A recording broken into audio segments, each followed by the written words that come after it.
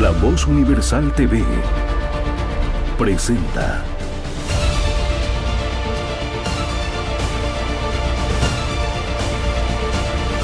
Comentando la Noticia con Daniel Pasquier. Está usted con su programa Comentando la Noticia. Esta vez en una situación dramática en la que vive no Santa Cruz, sino el mundo entero. Y vamos a aprovechar, saliéndonos del esquema habitual de nuestro programa, de hacer una reflexión sobre lo que supone para nosotros la crisis mundial de la paz en Europa Oriental. Esto porque tenemos en nuestra Constitución la definición de que somos un pueblo pacifista. Tenemos, por tanto, la obligación constitucional de ponernos al lado de los que buscan la paz. Como en todo conflicto, en algún momento no se sabe quién es el agresor, quién no es el agresor. Pero parece que hay consenso de que el agresor en esta ocasión es Rusia, que sin previo aviso y después de varias amenazas, por supuesto, ha entrado con armas, con gente, con todo su poderío, excepto la nuclear, a tierras de un Estado soberano como es Ucrania. Los conflictos se generan a veces por ficciones y a veces por cosas reales. Alegar que si Ucrania ha pedido su entrada a la OTAN, la Organización del Tratado del Atlántico Norte, pues genera un peligro inminente para Rusia, es una, de alguna manera vamos a llamarla falsedad, es un falso argumento. Porque el que entra a la OTAN es entrar a una alianza. Obviamente, ya estaría del lado de Occidente. Pero eso no quiere decir que van a atacar mañana a Rusia. Interpretarlo así es, desde luego, exagerar la situación y, por supuesto, como echar agua hacia su molino. A este momento ya, a todas luces, parece claro de que Putin venía preparando el asalto a Ucrania hace mucho tiempo. Tanto es así que ya hizo su entrada a Crimea, ya hizo antes otra entrada por otro lado en el territorio de Ucrania.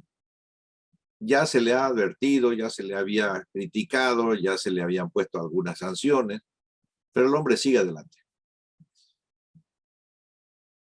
Esto se ha llevado a los foros internacionales y casi 150 países han condenado la agresión de Rusia. Bueno, en ese momento, algunos compañeros de viaje de Bolivia pues se abstuvieron de condenar la agresión. Y Bolivia estuvo titubeando. Hasta hizo unas declaraciones, afortunadamente no oficiales, en las que se ponía al lado del socio, compañero, amigo, ideólogo, correligionario, al lado de Rusia. Pero a la hora ya oficial de las votaciones en el Consejo de Seguridad, Bolivia finalmente votó a favor de condenar la agresión. Después, en varias ocasiones, autoridades del gobierno han repetido de que hay que parar la guerra, de que hay que parar la agresión, etc. Bueno, esto evidentemente, ¿por qué lo traigo a colación? Hay en el mundo fuerzas que lo que quieren es buscar enfrentamiento, aprovechar las aguas revueltas. Pescar, se dice, en ríos revueltos. Se generan los conflictos, pueden ser geopolíticos, políticos, sociales, culturales, y sobre esa base, bueno, se inician acciones para reivindicar algo, que generalmente no reivindica ni soberanía, ni reivindica anteriores situaciones estables de fronteras, no reivindica tampoco mejoras para los países agredidos, sino que es la lucha por el poder. Es, de nuevo, el oportunismo, es la ambición, es la soberbia que domina las mentes, la inteligencia de los líderes mundiales. Para nadie es desconocido de que el argumento de que Rusia trata de recuperar terrenos que eran propios es falso. Ucrania tiene más de 1000 años de existencia y nunca, salvo el periodo de la URSS, fue parte de Rusia. Al contrario, Ucrania es la cuna de la cultura, de las relaciones, de la situación de Rusia. Rusia ha venido después de Ucrania. Y el centro de poder en esos momentos era Ucrania, no era Moscú. Entonces, no es sostenible el argumento histórico. Que en Ucrania, después de la caída o desmembramiento de la URSS en 1991, pues queda con un gran arsenal nuclear, podríamos decir que debilita a Rusia. Bueno, pero eso no lo definió nadie con papel y lápiz. Eso quedó así porque habían fronteras anteriores. Y bueno, si Rusia, o la URSS, mejor dicho, centró centrales nucleares en el terreno de Ucrania, pues bueno, es una casualidad, no fue una consecuencia pensada en su momento. Pero que Ucrania suponga un riesgo para Rusia ahora, por el poder nuclear que tenía, tampoco es sostenible. Ucrania pactó su independencia entregando miles de ojivas nucleares. Entregó todo su arsenal nuclear para que se le conceda la independencia. Compró su independencia a un costo altísimo. A pesar de todo, pues hubo Chernobyl y Ucrania se ha tragado semejante desastre de una central nuclear que falló, creada por la URSS, bueno, y ha fallado ya en manos de los ucranianos. Entonces, tampoco es sostenible de que Ucrania sea un poder nuclear y que suponga efectivamente un peligro para Rusia.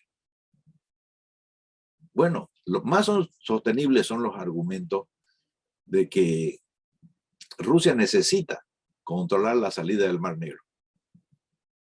Necesita controlar los mares interiores. Por eso la toma de Crimea primero, para controlar la salida y obviamente la entrada de quienes entran y obviamente de quienes salen. Pero eso no es suficiente para atropellar un país soberano. La desmedida agresión decidida, en este caso por el presidente Putin, no tiene, por tanto, ningún sostén. Ha empezado diciendo de que en el este, esos eran territorios poblados por gente que eran rusa. Bueno, durante casi 100 años, 90 años, pues todos esos países estuvieron formando parte de la URSS, no parte de Rusia. Quiere decir que se integraron a una gran confederación de repúblicas soviéticas socialistas, pero eso no fue renunciando a su herencia histórica, cultural, ni siquiera la económica. Entonces, los países que conformaron eso, como Afganistán, Rumanía, Hungría, Polonia, por supuesto Ucrania y varios otros, Estonia, Letonia, etcétera, no lo hicieron renunciando a sus identidades nacionales, sino que eran estados soberanos confederados bajo un epígrafe mayor que era la URSS, en la cual también Moscú era una parte principal, pero era una parte principal. Entonces, no cabe decir que porque allí hablaban ruso, ahora ya pertenecen a Rusia. No son pueblos sometidos, no son pueblos que estén obligados a pertenecer a Ucrania, no son pueblos que son fundamentalmente dos regiones que dependan de Moscú, sino que son plenamente ucranianos. Entonces, la toma del este de Ucrania por las tropas rusas no viene más que a consolidar el control del estrecho donde Crimea controla la entrada al mar. No es otro motivo. Obviamente la agresión se hace más evidente cuando a partir de ahí se ataca por el norte, por el sur, por todos lados, tratando de prácticamente destruir Ucrania, tomar las principales ciudades y dar como un mensaje al occidente de que Rusia está de vuelta. Rusia fue un imperio zarista, feudal, de un país pobre. Bueno, y después se levantó, fue un imperio militar, un ministerio marxista, comunista, fue una dictadura, pero siguió siendo pobre. La URSS no fue un conjunto de países ricos. Rusia en esa URSS siguió siendo un país pobre. Como alguna vez se ha dicho, un país tercermundista, con ojivas nucleares, porque todo lo que tenía lo metía en la investigación, en la creación de fuerzas militares, como toda dictadura. Si buscamos dictaduras en Asia, en África, en América Latina, en Europa, bueno, cuando hay un dictador al frente del país, todo se va a generar más fuerzas armadas, a crear milicias, a crear armamento, a inventar todo tipo de objetivos militares, pues están con la obsesión del poder.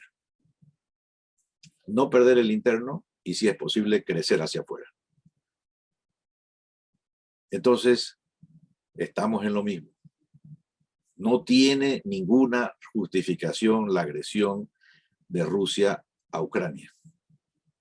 Es la ambición de poder, es la ceguera que supone la inteligencia obcecada en tener más poder.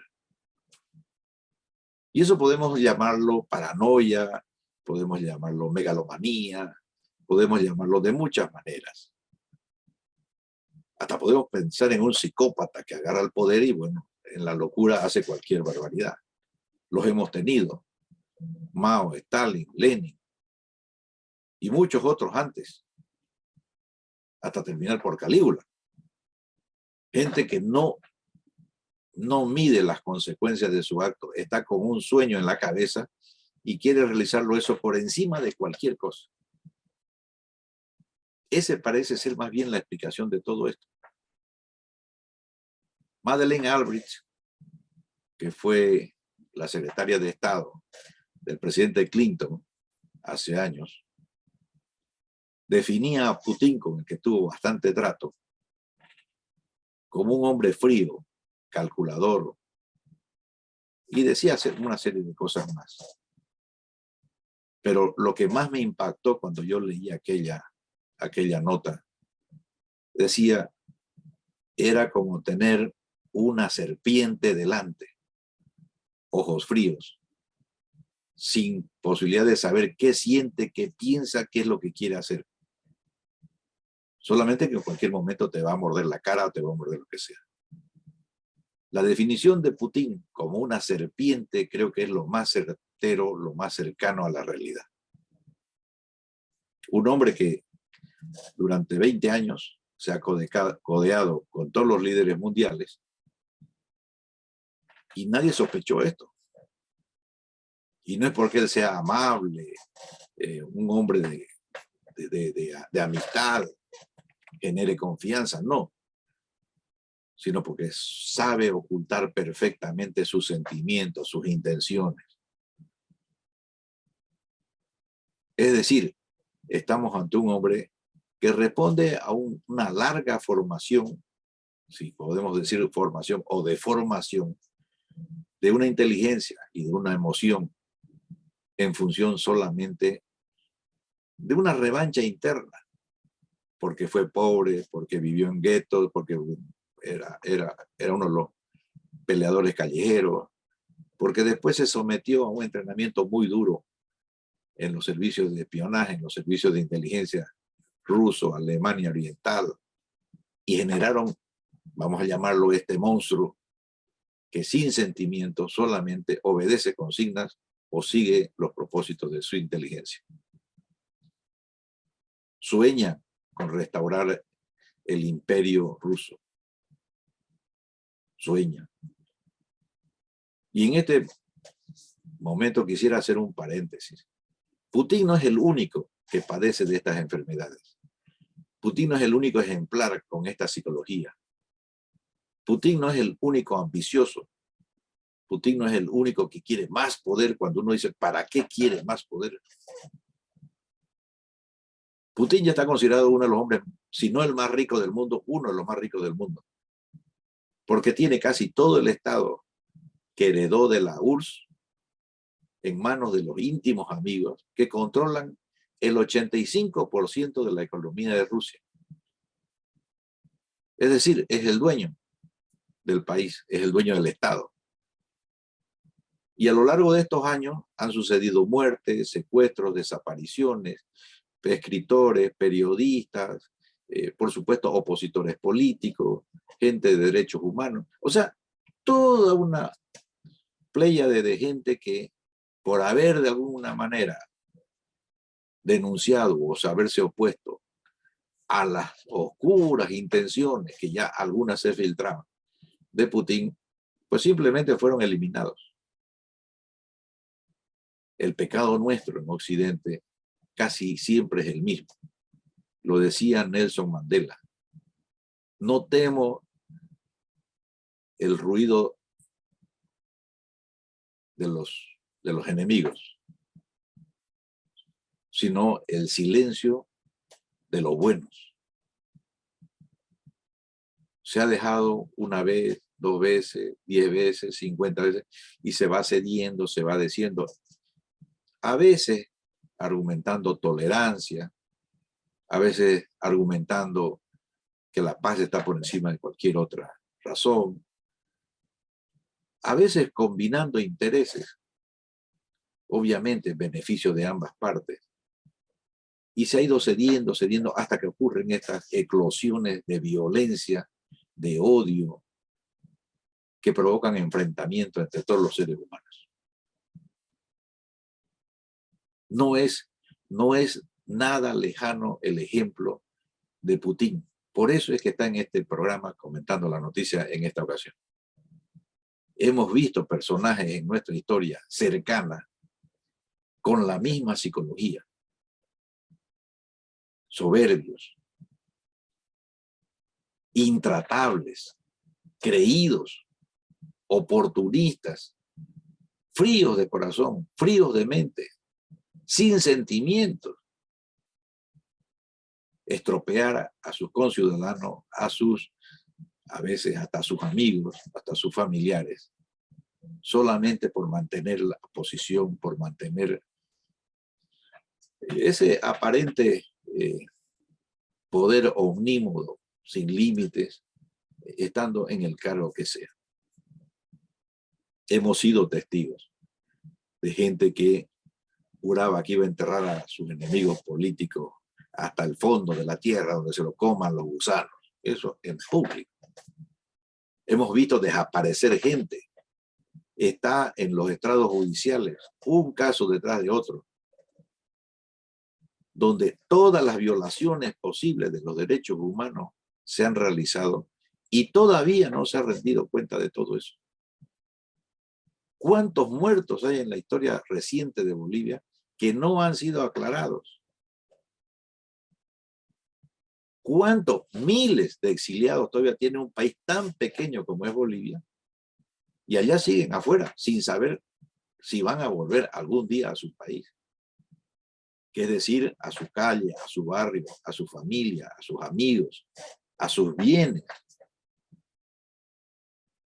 Gente que ya se asentó en otro lado porque esto parece que no tiene fin. No tiene fin porque alguien, unos cuantos, unos poquitos, han decidido de que el país es de ellos y no es de otro. Y no lo van a compartir, no lo quieren compartir con nadie. En esa situación, hablar de libertad, de democracia, de tolerancia, de derechos, es una farsa. Es una farsa, porque no hay derechos humanos, no hay tolerancia, hay persecución, no hay justicia. Bueno, y hay miles de personas dañadas en lo psicológico, en lo psíquico, en su economía. dañadas y parece que sin remedio, lo repito.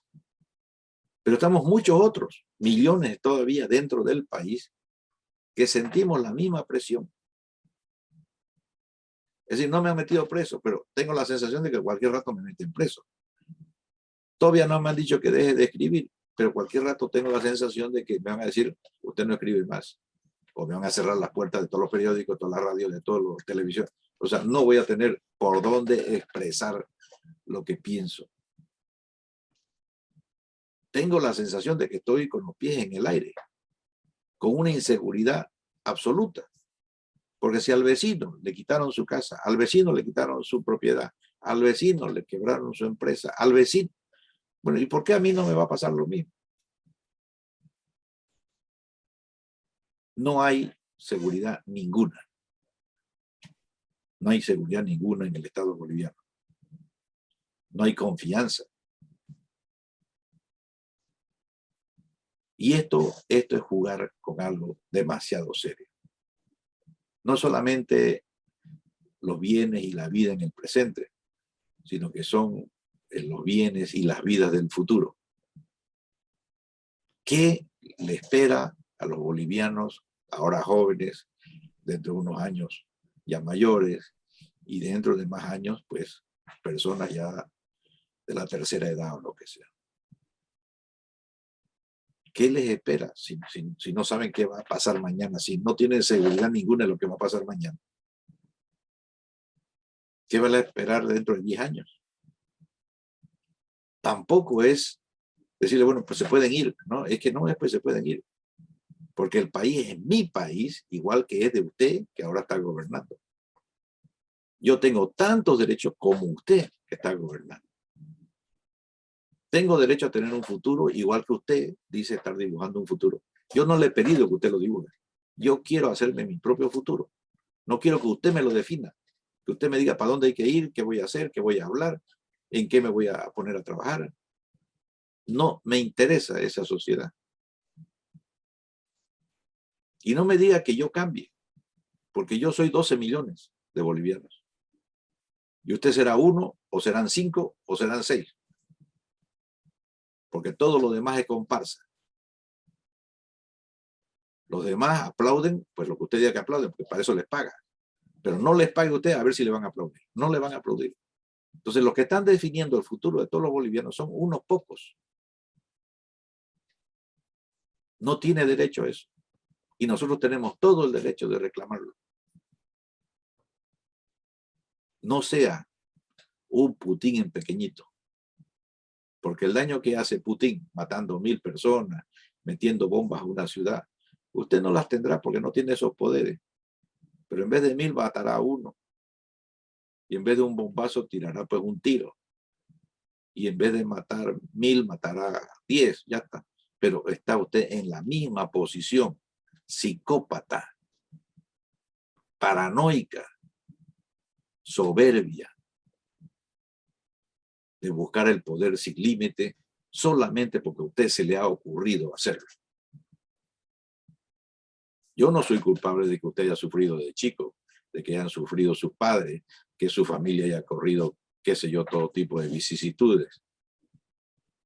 Yo no soy culpable de que usted no haya estudiado, no soy culpable de que usted no haya tenido oportunidades, porque las oportunidades las consigue uno a base de sacrificio, a base de esfuerzo, a base del esfuerzo de sus padres, a base del esfuerzo de tanta gente que a uno le va ayudando en la vida. Y todo eso pues colabora a que uno tenga cierto éxito en los distintos campos. Ninguno salió de la nada. Todos hemos salido del esfuerzo de todos. Alguien nos dejó entrar a la escuela, alguien nos puso una escuela, alguien nos dio una beca, alguien nos empujó a la universidad, alguien, etcétera, etcétera.